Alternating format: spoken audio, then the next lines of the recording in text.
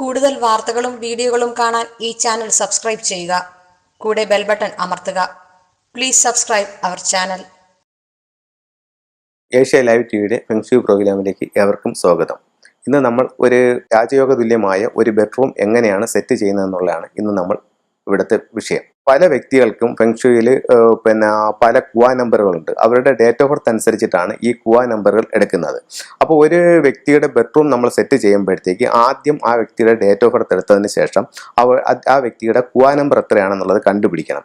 അപ്പോൾ ആ കുവാ നമ്പർ കണ്ടുപിടിക്കുമ്പോഴത്തേക്ക് ഓരോ കുവാ നമ്പറുകാർക്കും 4 ഭാഗ്യ ദിക്കുകളും 4 ദോഷ ദിക്കുകളും ഉണ്ട്.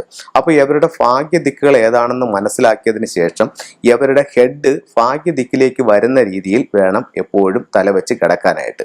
അപ്പോൾ അങ്ങനെ തലവെച്ച് കിടക്കുക. പിന്നെ അത് കഴിഞ്ഞിട്ടെന്ന് പറയുമ്പോൾ നമ്മൾ കാലുകൾ നീട്ടി കിടക്കുമ്പോഴത്തേക്കും നമ്മുടെ കാലുകൾ ടോയ്ലറ്റിലോട്ട് പോകുന്ന രീതിയിൽ വെക്കാൻ പാടില്ല. അതേ കണക്ക് തന്നെ നമ്മൾ ബെഡ്റൂമിൽ ടോയ്ലറ്റ് കൂടി ഉള്ള അറ്റാച്ച്ഡ് ആയിട്ടുള്ള ബെഡ്റൂമുകളിൽ ടോയ്ലറ്റിന്റെ ഭിത്തിയുമായിട്ട് നമ്മൾ ഷെയർ ചേർന്ന് കിടക്കാനായിട്ട് പാടില്ല. അങ്ങനെ ഉണ്ടെങ്കിൽ ഭിത്തിയിൽ നിന്നും അല്പം മാറ്റിയിട്ടിട്ട് വേണം ഇട്ടിട്ട് വേണം കിടക്കാൻ. അതുപോലെ നമ്മൾ വളരെ ശ്രദ്ധിക്കേണ്ട ഒരു കാര്യം എന്ന് പറഞ്ഞു കഴിഞ്ഞാൽ നമ്മൾ ഇരിക്കുന്നതിൻ്റെ ആയാലും കിടക്കുന്നതിൻ്റെ ആയാലും എപ്പോഴും പുറകിൽ ശക്തമായ ഒരു ഭിത്തിയുടെ സപ്പോർട്ടിങ് ഉണ്ടായിരിക്കണം. അപ്പോൾ നമ്മൾ കിടക്കുമ്പോഴത്തേക്ക് നമ്മൾ തല വെക്കുന്ന ഭിത്തി നമ്മളുടെ തൊട്ട് പുറകിൽ നല്ല ശക്തമായിട്ടുള്ള ഒരു ഭിത്തിയുടെ ഇതിലായിരിക്കണം നമ്മൾ എപ്പോഴും തല വെച്ച് കിടക്കേണ്ടത്. അതേ കണക്ക് തന്നെയാണ് നമ്മുടെ ഭാഗ്യ ദിക്കിൽ 4 ദിക്കുകൾ പറയുന്നുണ്ട്. ഇപ്പോൾ ഉദാഹരണത്തിന് 8 കുവാ നമ്പർ ആയിട്ടുള്ള ഒരു വ്യക്തിയുടെ 4 ഭാഗ്യ ദിക്കുകൾ എന്ന് പറയുന്നത് south west, west, north west, north east ആണ്. അപ്പോൾ ആദ്യം ഒന്നാമത്തെ ദിക്കായ സൗത്ത് വെസ്റ്റിലേക്ക് തല വയ്ക്കാൻ പറ്റുമോ എന്നുള്ളത് നോക്കുക.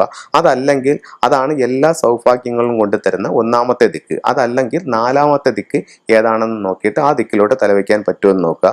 ഈ 4 ദിക്കുകൾ ഒന്നാമത്തെ ദിക്കിലോട്ട് തലവെച്ച് കിടക്കുകയാണെന്നുണ്ടെങ്കിൽ നമ്മുടെ ജീവിതത്തിലെല്ലാം നല്ല നല്ല കാര്യങ്ങൾ വരികയെന്നും, 2ാമത്തെ ദിക്കിലേക്കാണ് തലവെച്ച് കിടക്കുകയാണെന്നുണ്ടെങ്കിൽ ആരോഗ്യ സംബന്ധമായിട്ട് നേട്ടം ഉണ്ടാവുമെന്നും, 3ാമത്തെ ദിക്കിലേക്കാണ് തലവെച്ച് കിടക്കുന്നുണ്ടെങ്കിൽ വിവാഹത്തിന് നല്ലതാണെന്നും, 4ാമത്തെ ദിക്കിലേക്കാണ് തലവെച്ച് കിടക്കുന്നതെന്നുണ്ടെങ്കിൽ അത് വിദ്യാഭ്യാസപരമായിട്ട് ഉയർച്ച ഉണ്ടാക്കുമെന്നും തൊഴിൽപരമായിട്ട് അഭിവൃദ്ധി ഉണ്ടാക്കുമെന്നും ഇങ്ങനെ 4 ഭാഗ്യങ്ങൾ 4 ദിക്കുകളിൽ പറയുന്നു.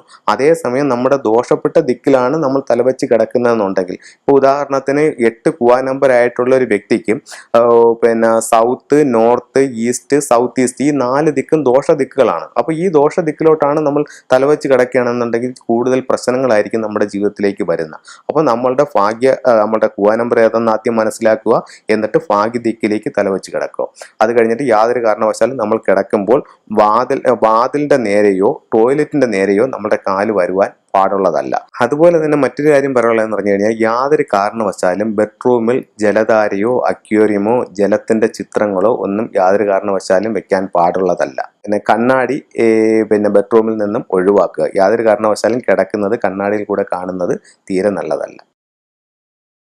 കൂടുതൽ വാർത്തകളും വീഡിയോകളും കാണാൻ ഈ ചാനൽ സബ്സ്ക്രൈബ് ചെയ്യുക.